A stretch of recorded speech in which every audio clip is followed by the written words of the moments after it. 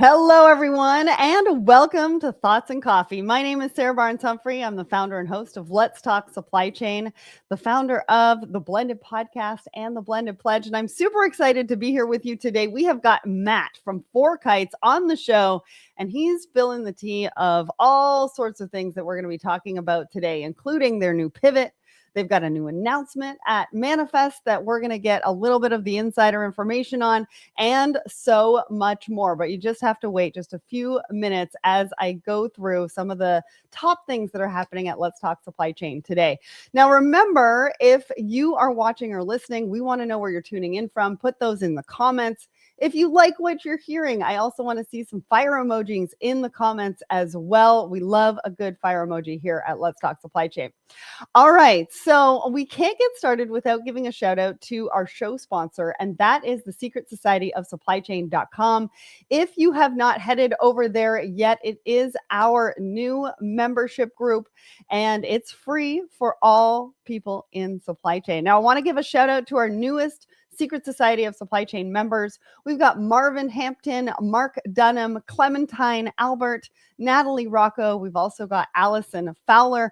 Cannot wait to see you all in there, and thanks for joining us. All right, let's get to our brand new episodes.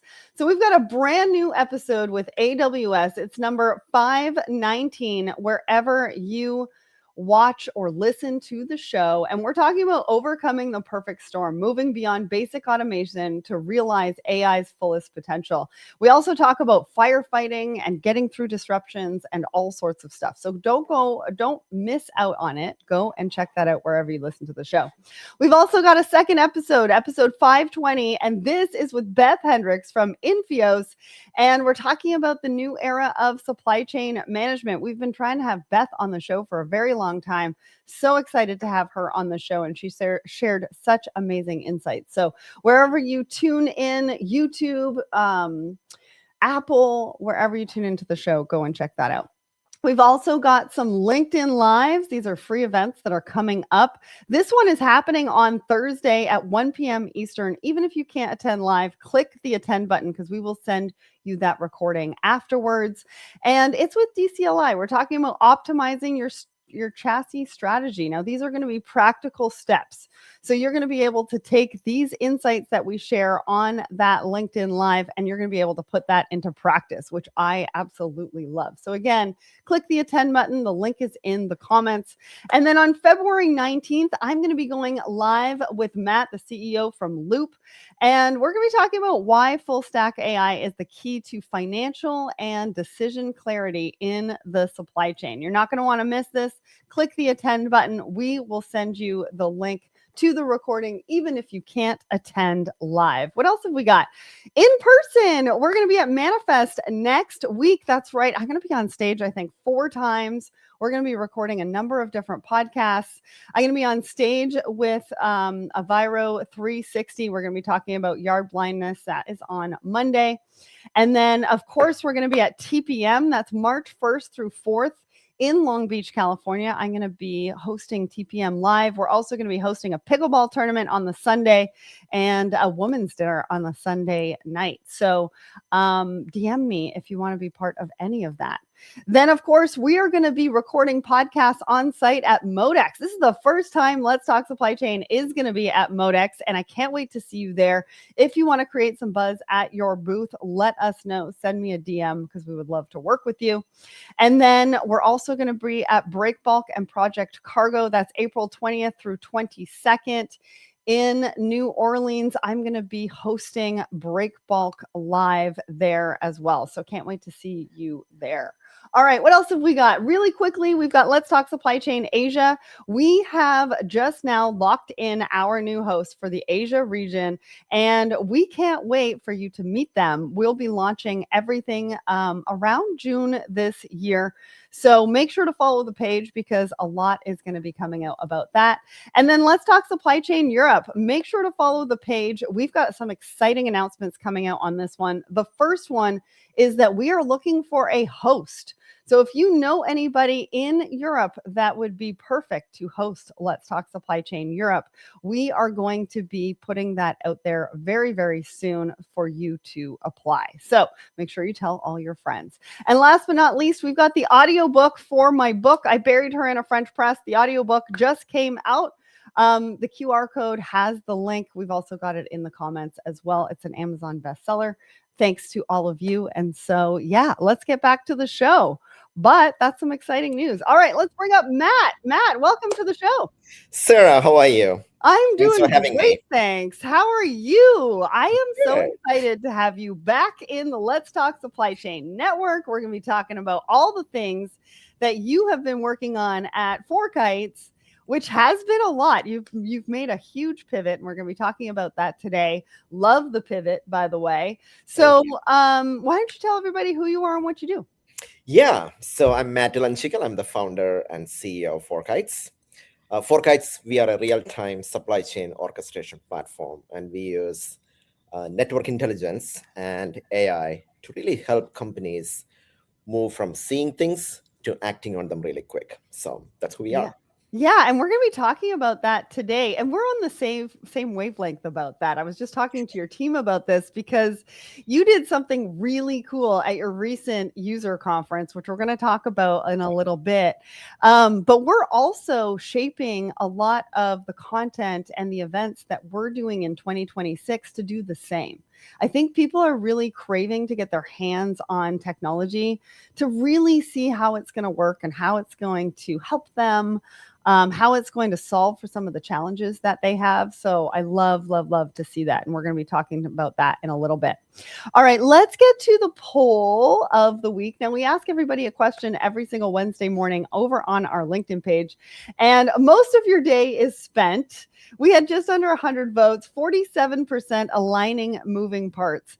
39% said handling urgent situations, 9% said managing last minute changes, and 6% said planning for what might break. I mean, that's quite the existence. Matt, when you saw this poll, what did you think of the results? Is it kind of aligning with the conversations that you're having? It does. I mean, I love the poll, by the way, and it captures the reality of, where we are right now. Mm-hmm. Supply chain leaders, they don't wake up, really planning to fight fires, but that's what they end up doing. Mm-hmm. And every customer that we speak with, every prospect that we talk to, they are stuck in reactive mode, right? So that's where things are. So I'm not surprised. Yeah, I'm not really surprised too. I mean, there's a lot of disruption. I was just talking about firefighting on my show just a little while ago.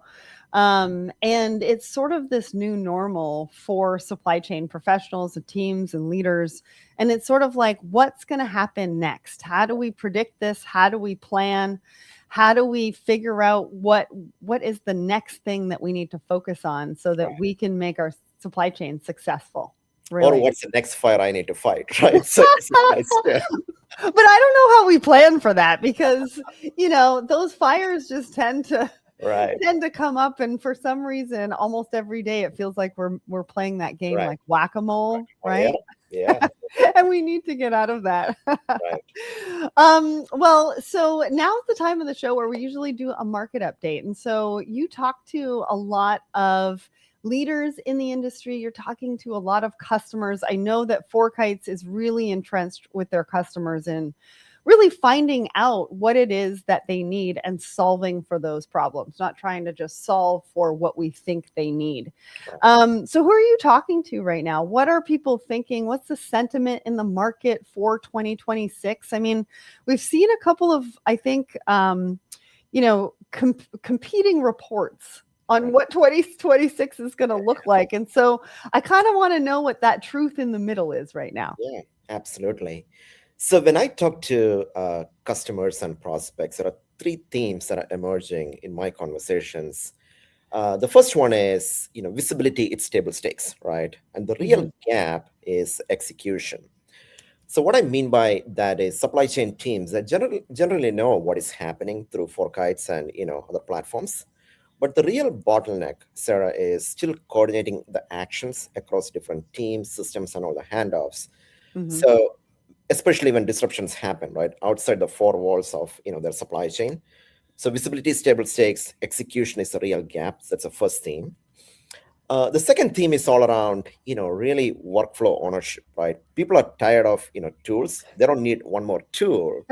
They just need something that can really automate all the different tasks that people are doing, right? Because when you think about getting anything done in supply chain, right, whether it is, reducing the detention or expediting freight, there are lots of teams and systems involved, and many times the logic is in people's head, right? So really, how do we automate all these workflows? That is the second theme that we are seeing. And the third thing, obviously, we have to talk about AI, right? I mean, that's where we are. But there is real fatigue around AI and the ROI, right? There's scrutiny around the ROI from AI. Most companies, when we talk to, they're still in the experimentation phase with AI, and how can we really have a P&L impact? I think that is coming up a lot, right? So those are three themes that I hear when I talk to companies. And I'm on the same wavelength as you. I'm hearing all sorts of things that you just mentioned, and we're actually going to talk about, some of that knowledge that is living in some of our amazing professionals' heads, but what that actually means to execution through AI. Our first article is going to talk about that, and it actually labels it. I've never heard about decision traces, so we're going to get to that in just a minute.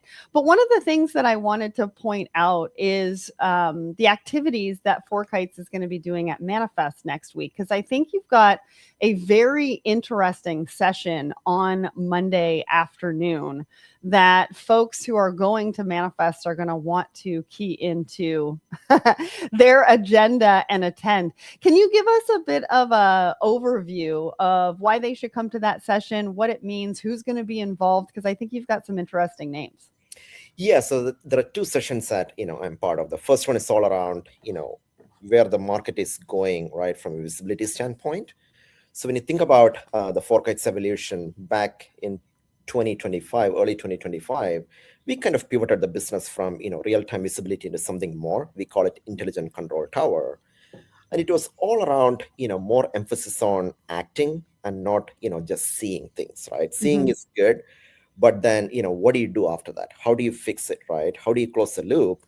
So that required really going beyond transportation and getting data from end-to-end supply chain systems, whether it is ERPs, TMS, inventory management systems, and really building workflows to embed visibility into other parts of supply chain beyond transportation.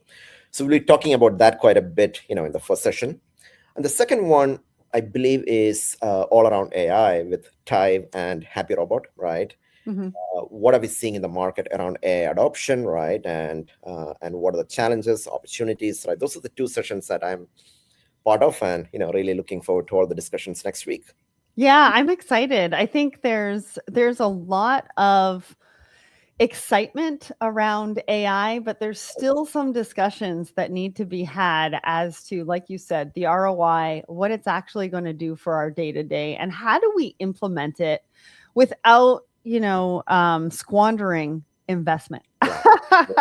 Right? Because I think a lot of people are also afraid of making the wrong decisions. And so I'm glad that you're going to have an open session on that. People are going to be able to ask questions and really create that dialogue of conversation around it. It's not just a session where you're going to be talking about it. It's a session where you're going to be able to interact and talk to a lot of people as to what it actually means for them, which I love.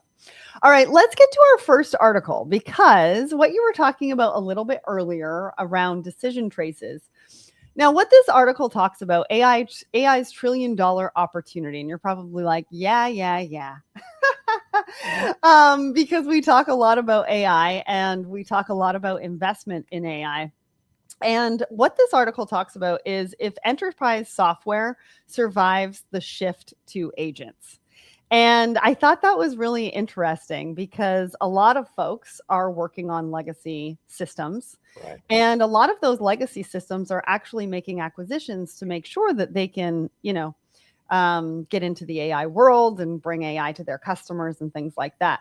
But one of the key things in this particular article was about decision traces. I have never heard this term before, but what it stands for is exceptions, overrides, I think it says precedence and context when it comes to making the decisions. Those are the four key things that this article says is missing from any transition into AI. So when we think about ROI and we think about that being top of mind for all of the professionals and leaders, this is a really key point. What they're saying is this decision trace lives in Slack, in-person conversations, calls, and people's heads. Right. Talk to me about this because this is fascinating. I haven't heard this before. Yeah, absolutely. So when you look at the enterprise technology stack across any Fortune 2000 company, it's pretty much converging, right? You have SAP, you have Oracle, you have Salesforce, ServiceNow, right? You have Blue Yonder, Manhattan, FourKites. It's the same players that are at all of these companies, some combination of these players, right? Mm-hmm. So there's not a lot of difference when it comes to technology. So we think about anything to drive transformation around three different pillars: people, process, and technology. So technology is converging, right? It's the same technology.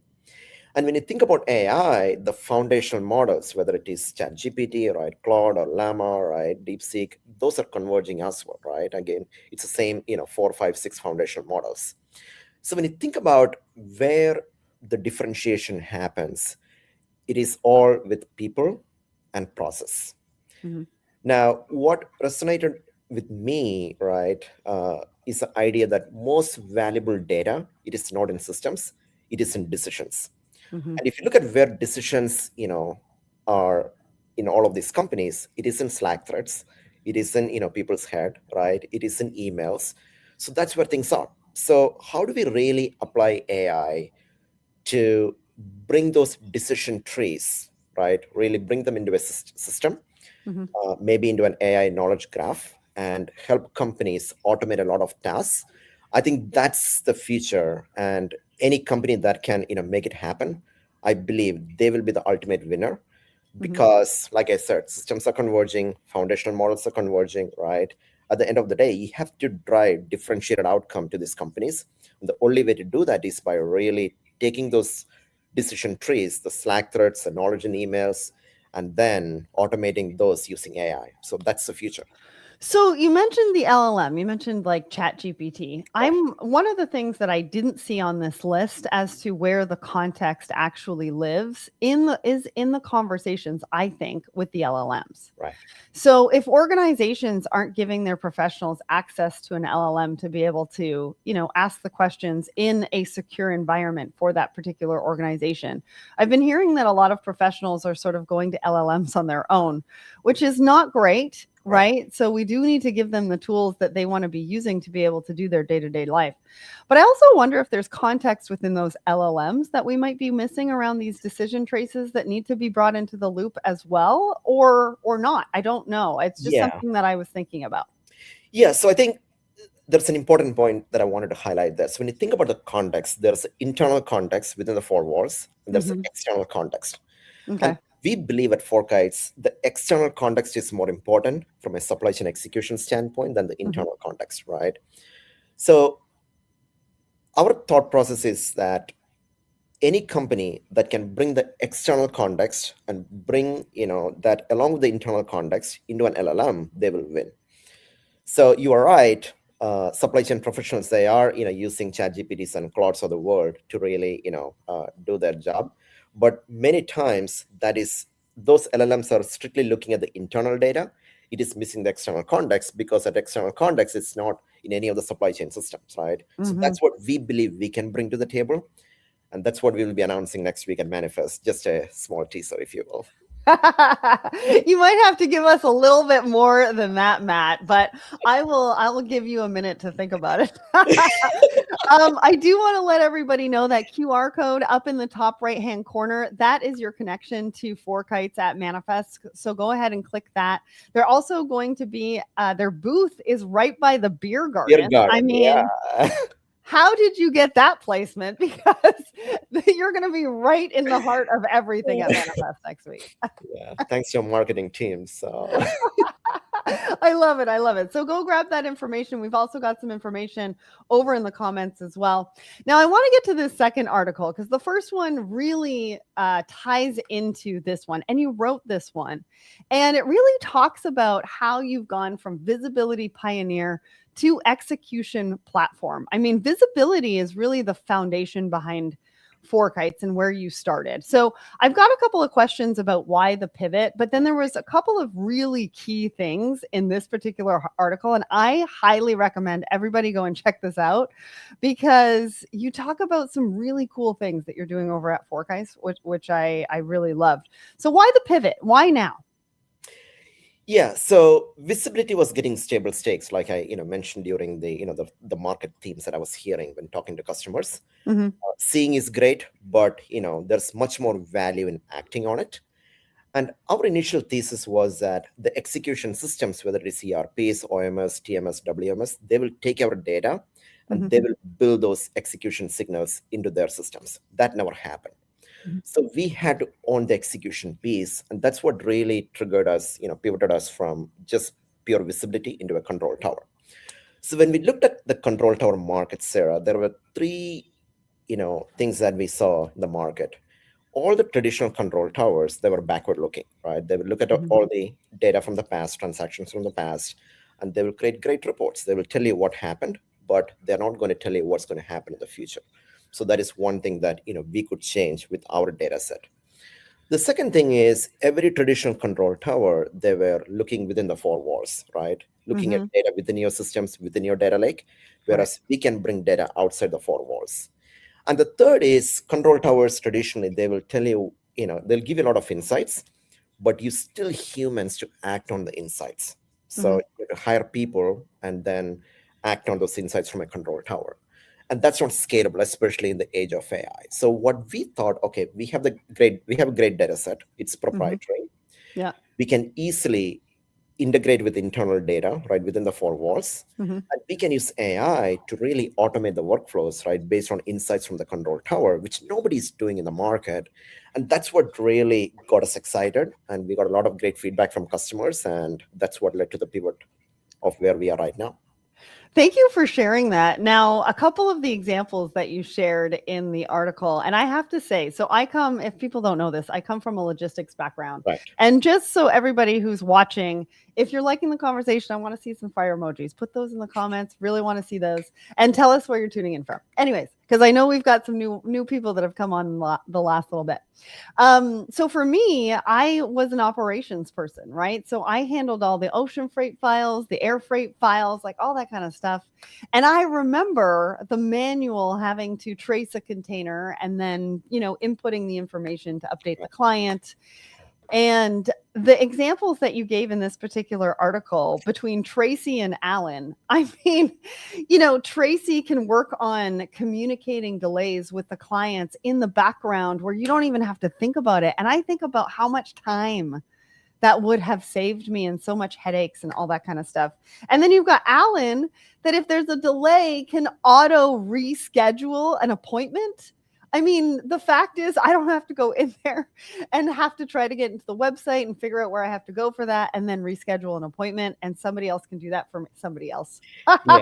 An agent can do that for me in the background. I mean, those were great. And really the foundation of all of that is the data, like you said, that you've been able to accumulate from your foundation of being a visibility platform. Yeah, absolutely. And when you talk about these agents, it's not just one action that they are, automating, right? Communicating or setting an appointment. There are so many things that happen behind the scenes that the agents can automate as well. So remember the very first workflow that we automated for a customer. So this is a protein shipper, right? One of the world's largest protein shippers in the world. So they use a lot of reefer trailers that would drop trailers. And we visited their track and trace team, and they used to get emails every day from the distribution centers saying, hey, I have 20 trailers fully loaded, but it's sitting in the yard. What to do next? Is the carrier going to show up on time? And that email is triggering a bunch of other things, reaching out to the carrier, reaching out to customer service team, right? Reaching out to the customer to reschedule the appointment. All these tasks are handled by humans today that we can automate using agents. And that's the most exciting part in all this. Well, it's also exciting because we've had 2 fire emojis in the last 2 seconds. We've got Josh, we've got John over on my personal LinkedIn from Tampa. So I appreciate that. They're loving the conversation. One more thing about this before we move on. You mentioned in this article that at your user conference called Summit just a little while ago, that you actually put the AI workflows in the hands of the customers so that they could build them themselves. Talk to me about that experience because that is something that we're actually working on and developing here at Let's Talk Supply Chain in the fact that we take what we talk about and we put it into action. And I Yeah. love that. So how did that go? Yeah, so we've been doing it for the last 8 years where we have what we call innovation workshop, where we Mhm. bring some 50, 60 customers. And obviously, there's a lot of prep leading to Yeah. these workshops, right? We collect ideas, what is the most pressing problems that they want to solve, and we pair them with product and engineering folks from FourKites. And there's Mm. a one-day workshop where they're coding in real time, right? They're not coding, but our teams are coding, but they're giving feedback as to what Right. should be developed. And we do that, the day before the conference, and the day of conference, we, showcase all the different things that we built, and customers can we do a polling, right? Okay, why don't you stack rank it, on the top 2 or 3 we commit to taking it to production over the next 6 to 8 months. So that's what we usually do. Again, customer-led product development, that's something that we pride ourselves on. Yeah. I think it's really cool. So I appreciate you for sharing that with me, but I highly recommend you go and check out this particular article and read a little bit more about what they're doing and how they went from visibility to execution. Now we've got one more article left. We don't have a ton of time on this. And I know this is a little bit out there, but I wanted to showcase this particular article to the audience because I think it's funny. I mean, we've been talking about returns on Thoughts and Coffee for years. We've been talking about how it's sort of, not something that retailers really want to deal with because there's no money in it. It costs money. How do we do this? How do we create customer experience around it? But I'm here to say that this particular article talks about how there is money in returns because people are actually hiring other people to go to the UPS store and return their unwanted gifts. So, retailers, I promise you, there's money in returns. We just got to figure out what that positioning is around your return strategy. Matt, really quickly, what did you think about this one? Yeah, I think it's a perfect example of where operations break down, right? Like you said, returns aren't profitable. That's because the coordination around returns, it's so, Mhm. it's worse, right? So when the processes are fragmented, it makes sense for someone to just pay a human to deal with it rather than, Yeah. putting systems around it, right? Because the systems really haven't caught up to the reality yet. So that's what we are dealing with. So sorry, Yeah. it's a funny article. Yeah, I think it was a lot of fun. And I think it's really interesting too that supply chain is now getting into the gig worker economy. Right? Like supply chain, we were talking about how supply chain is everywhere and the pandemic Yeah, kind yeah, of like helped us with that. But now supply chain is really everywhere because you can get supply chain on TaskRabbit. I that's mean, right. That's right. apparently the inquiries are going up 62%, which is Yeah. mind blowing. All right, we've got one more minute left. What do we need to know about FourKites being at Manifest? Remember the QR code in the top right hand corner. Go and click that. We've also got links to a whole bunch of stuff in the comments. Their booth number is 726. If you're going to be at Manifest, go over and say hi, take a look at what they're doing. Can you give us a little bit more about the announcement that you're making, or not really? I would say, it's all around process automation using AI. Mhm. And yeah, I mean, you can get automation from a lot of different companies, Go but ahead. what we bring to the table is a unique external perspective, right? Mhm. From the network that we built over the last 10 years. It's all around that. And don't forget the beer garden, right? Next to your booth. Please. That's where you're going to find Matt when he's not Right. on stage in these sessions. And then they've also got their Monday afternoon session. Go and check that out as well. Matt, thank you so much for coming on the show. This was a lot of fun to catch up and regroup and really get an understanding of what you're doing, what the future of supply chain looks like with FourKites. And we're going to learn a little bit more about that at Manifest next week. Thanks so much to everybody who tuned in and for all the fire emojis in the comments. We really appreciate you. I'm going to be off next week because we're going to be at Manifest, but Audrey and Brian Glick are going to be here with you. And I think Brian's got a bit of an announcement, so that's going to be a lot of fun. But I'll be back in 2 weeks. Thanks, everybody. Have a great day.